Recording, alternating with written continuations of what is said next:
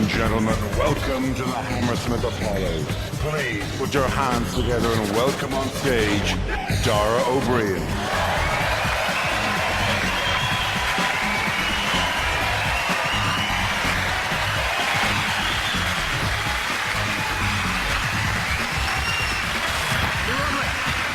How are you? You good form? Good evening.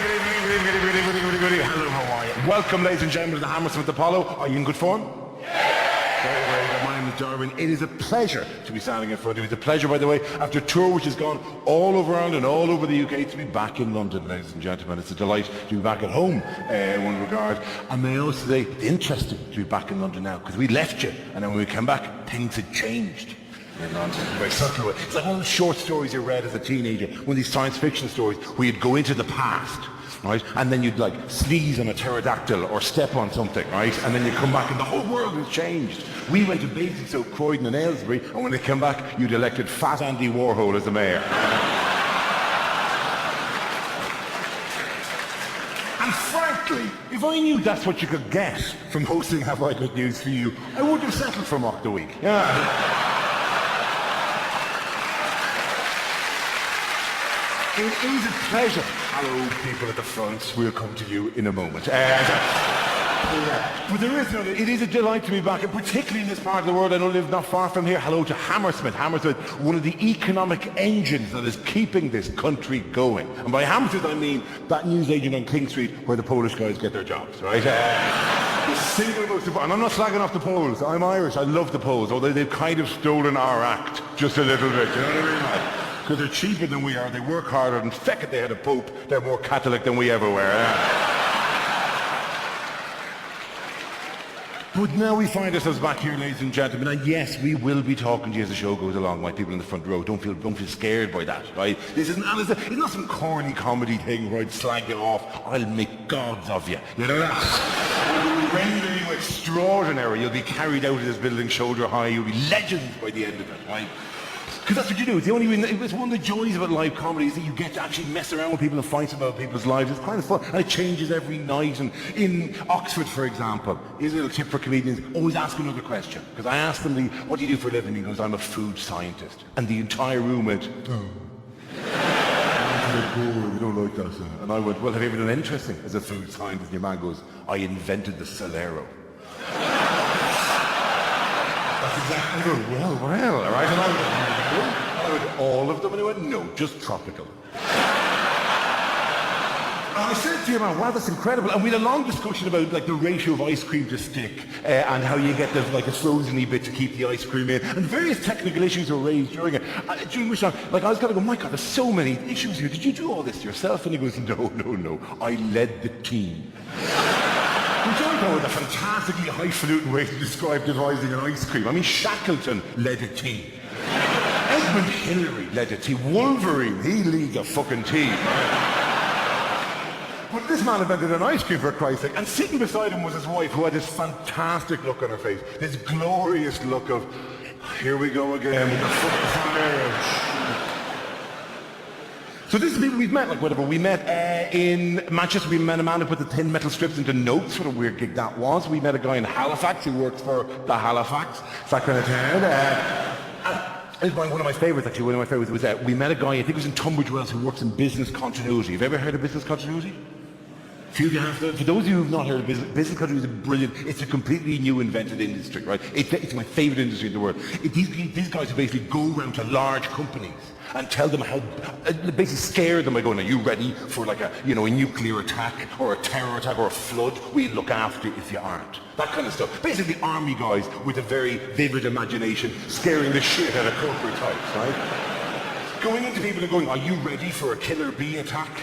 And the CEO of Woolworths going, what the fuck would killer bees want in Woolworths? And they go, pick and mix. Fuck it, you're right. Brilliant industry. It's a superb industry, right? But it is that kind of stuff, and we'll talk to people and hopefully things will occur and it'll be great, because things will occur tonight that didn't occur last night when we were here and won't occur in the next week that we do after this, right? Different things occur every night. I don't have a title for the show. There is a show, by the way. It isn't just me, like, hello. We don't all get a turn, right? But there is a show, but like I don't have a title for it. I was going to call the show You Had to Be There. And it's our half of that was so that in a week's time, people would see the posters and go, ah, fuck. But the other half was that, you know, stuff will occur tonight that won't occur on any other night, and you'll shout things out and I'll react to them and we'll create fantastic stuff that won't occur on any other night. And that's the joy about live comedy. Live comedy is different every night. If you buy Superbad or Anchorman or something on DVD, you'll get a brilliant funny thing with the same one each time. Whereas here, it'll be different. And I'm trying to reclaim that phrase, because I know that most of us use "you have to be there" as a bit of a get-out clause, when an anecdote hasn't quite kicked off and do you know when you're going, how was in the pub last night? It was magical. Mick put a pint glass on his nose and ran around going, you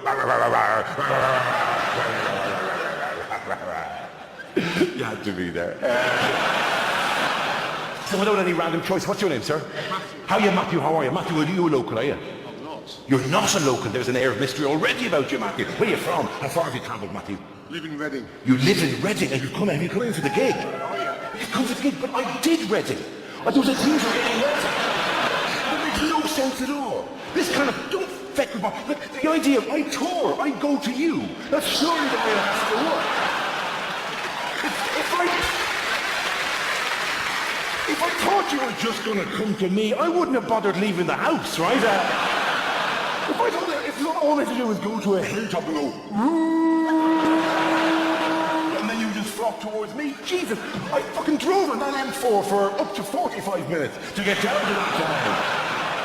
And what do you do in Reading, my friend? Proposal manager. You're a proposal manager.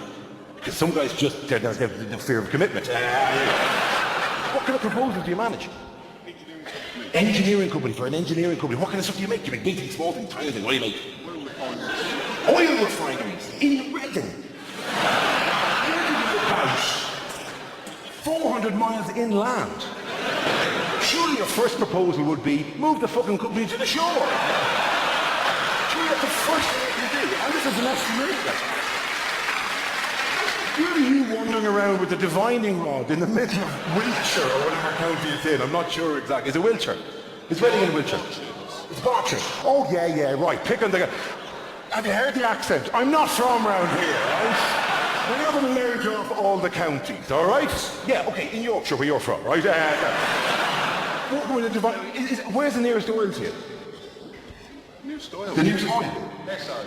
Yeah, in the Dara. Thank you very, very much. People are queuing up to give out to you for this ridiculous business plan. So, complete strangers are giving out to you at this stage. Is there any oil near you? Not really, no. Not really, no. It's a rather relaxed job you've got for yourself, isn't it? So what do you do in Tenerife? I look after the polar bears. Are you kept busy? Nah, you know, I get a lot of time to do whatever I want. To be honest, I'm relaxed with the whole thing. Have you done one in Aberdeen? Have you? No. No, you're not, because that seems to be the closest one really to where you are here. Aberdeen, brilliant town, fabulous place. Two industries, right, which is oil and lap dancing. There are two major economies in Aberdeen are oil and lap dancing. Basically, half of them take it out of the ground and the other half rub it on themselves. It's just fantastically circular. It's very ecological as the whole thing, like whatever. It's great, fantastic. Well, thank you for taking the long journey down. Pick a number between 1 and 10. 4. You're going to go for 4. 1, 2, 3, 4. How are you, Sarah? Well, it could have been any other number, right? And we will judge you on whether or not this works out well, right? Because God knows. What's your name, sir? Paul. How are you, Paul? Paul, where are you from? From here. You're from here. You're from Fulham. Well, Limerick originally. Well, Limerick originally, yeah. I'm beating you down here, aren't I? You're getting slowly... The more questions I ask, you're driving us further away. I'm actually not of this planet. And you'll rip a head off and you're just the antennae flapping wildly in every direction. Sorry, Doctor Who. Sorry. You're from Limerick originally. How long are you over here? How long are you over here, Paul? 3 years. 3 years at this stage. And Paul, what do you do? What skills did you bring to the London economy? Software engineer. You're a software engineer. How's that working out for you? Good. It's good, yeah. What have you made? What have you done? Software for what? Banking. Banking. Getting more and more exciting, isn't it? Comedy gold. You could have gone for 3 for Look at him. This guy is gold here, right? And this guy has a perfectly reasonable technical job. Technical jobs are the bane of a comedian's life. This kind of IT slices of career stuff, like whatever. But just for banking, for God's sake, like whatever. Any particular type of banking? I work for Visa. You work for Visa. Were you familiar with their work? They have a particular emotional response, as you can judge by the fact they didn't turn into panto crowd, whereas I dig for oil in Reading, the whole place is going, well, that's clearly fucking nonsensical. No, they're sticking, the IT thing is crazy, because they're sticking it into anything at the moment. You can stick a computer in, here's my favourite current application. There's a company called Clear Blue. Are you familiar with Clear Blue? Come on, half of you know who Clear Blue are, right? Half of you just don't want to shout it, and the other half, the deeper voiced half, are kind of going, well, I'm sure I've seen the box around the bathroom somewhere. Paul, do you know what they make? No. You don't? Do you want to take a guess? IT stuff. IT, they make IT. Well, in a manner of speaking, there's information all right, and there's a certain amount of technology used to get the information, yeah? They make pregnancy tests. It's a very specific form of information that you're requiring here, right? There's a guy in Dublin I asked, he went, are they an internet service provider? It's very difficult to check your pregnancy over the internet. You kind of have to scan yourself in.